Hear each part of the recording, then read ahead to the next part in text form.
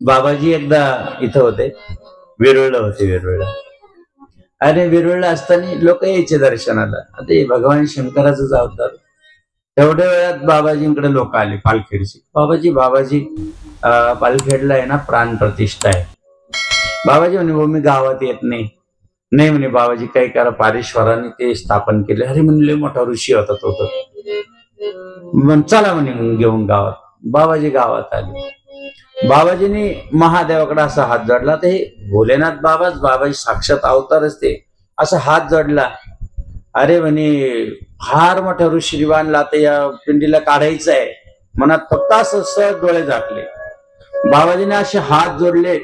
तेवढ्या वेळात भगवान शिव, पार्वती आणि गणपती साक्षात नंदीवर बसून जनुबाबाला सांगू लागले की ती काढा पिंड, तुमचा अवतारच त्याच्यासाठी आहे. हजारो मंदिराचा तुम्हाला जीर्णोद्धार करायचा आहे. ती पिंड काढा आणि नवीन ठेवा. बाबाजींचं प्रत्यक्ष दर्शन पालखेडला, अंदरसुल्ला, कितीतरी ठिकाणी बाबाजीला साक्षात्कार झाला. म्हणून जे जे या ठिकाणी सांगितलेलं आहे ते थोडस सांगतो. 2-3 गोष्टी लिहून घ्यायला लागलं तर की आपल्याला कशाने. हे बघा, गहू 5 गोष्टी देवाला एका थाळीमध्ये घेऊन द्यायचे. एक तर गहू, त्यानंतर तांदूळ, त्यानंतर तीळ, मूग आणि जव हे एकत्र घेऊन महादेवाला व्हायचे. हे 5 प्रकारचे धान्य महादेवाला चालतात. त्यानंतर जर आपण काहीच पूजा झाली नाही आणि शेवटी धूप जर देवाला अर्पण केलं तर सगळ्या पूजाचं केल्याचं फळ भेटतं.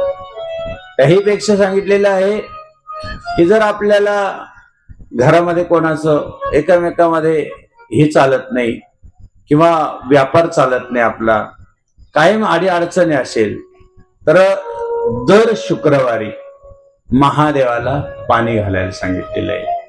आपल्या पतीला आयुष्य पाहिजे असेल, व्यापार बुडाला असेल तर व्यापार चांगला व्हावा असं वाटत असेल, घरामध्ये आनंद प्राप्त व्हावं वाटत असेल तर दर शुक्रवारी महादेवाला पाणी टाकायला लावलं.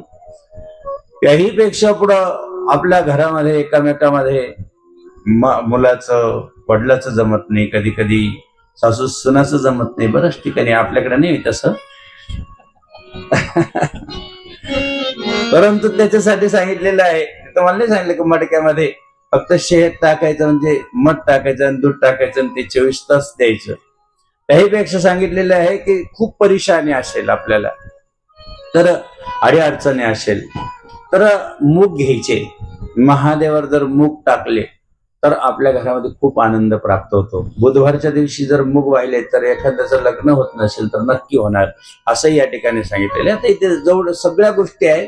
आपल्याला ते उद्याच्या याच्या ते जास्त आज आपण घेणार आहोत. आज फक्त एक 9 वाजेपर्यंत एक कथा आपल्याला पूर्ण करायची आहे, जेणेकरून आपल्याला हा अनुभव आल्याशिवाय राहणार. आणि बाबाजींनी सुरुवातीला असलेलेला आहे ओम मृत्युंजयाय रुद्राय नीलकंठाय शांभवे अमृतेशाय शर्वाय महादेवाय ते नमः. एकमेव महाराष्ट्रात असे संत आहे की अगोदर भोलेनाथ बाबांचं वर्णन केलं, त्याच्यानंतर अच्युत केशव विष्णू हरी सत्यम जनरलं की भगवान विष्णूचं वर्णन केलेलं आहे. भगवान शंकरातही भेद नाही आणि भगवान विष्णूमध्येही भेद नाही. बाबाजींनी भेद नाही केलं म्हणून बाबाजीला सर्व मानतात, संप्रदाय मानतो. आणि बाबाजींनी पहिल्यांदा पिनाकेश्वरला जे मंदिर केलं त्याचं चिंतन फार गोड आहे. कथेमध्ये असं चिंतन येतं की एकाला मुलगा होत नाही, ब्राह्मण येतो, प्रार्थना केली भगवान शंकराच्या पिंडीवरती विश्वनाथाला बेलाचं पान वाहिले. स्वामी विवेकानंदांच्या आईने 1 कोटी बिल्वपत्र वाहिले, तेव्हा एवढा विद्वान मुलगा जन्माला. आपल्याला विद्वान मुलगा जन्माला यावं वाटत असेल तर भगवान शंकराची आराधना केली, ज्ञानी मुलगा जन्माला येतो. प्रदोष व्रत केलं पाहिजे. ज्यावेळेस त्या ठिकाणी प्रार्थना केली भगवान शंकर प्रसन्न झाले आणि फक्त सांगितलं 14 वर्षाचं आयुष्य आहे, तुमच्या नशिबात नव्हतं पण दिलं. भगवान तरी किती वर्षाचं दिलं? 14 वर्षाचं. आता ते 14 वर्षाचा मुलगा 10 वर्षात झाला, 13 वर्षाचा झाला आणि 13 वर्षानंतर आई डोळ्याला पाणी आणून रडायला लागली, खळाखळा रडायला लागली. आईला त्या मुलाने विचारलं, बाळा का रडते का आई तू? सांगितलं, बाळा तुला फार भोले बाबाचा प्रसाद आहे, फार प्रार्थनेने झाला तू आता, आणि 14 वर्षांनी तुझा आता मृत्यू आहे. त्यावेळेस संत आले, सांगितलं, आई जर मला भोले बाबाची कृपा असेल तर मग मला भोले बाबाच्या ठिकाणी मला सोडून द्या पिंडीजवळ, मी तिथं जप करतो. नाही नाही म्हणे, तुझे वडील तुला घेऊन जातील. असे वडील घेऊन गेले गंगेच्या किनाऱ्यावरती. 7 सप्तऋषी तिकडनं आले. नारदजींनी सांगितलं होतं, संतांनी जर आशीर्वाद दिला तर नक्की कल्याण होईल. ते ब्राह्मणानं नमस्कार केला आणि त्या लेकरालाही नमस्कार करायला लागला. हळूच त्या सप्तऋषीच्या मुखातून निघालं, त्या मुलाला काय निघाला असेल, किती गोड शब्द निघाला, आयुष्यमान भव. एवढा आशीर्वाद मिळाला.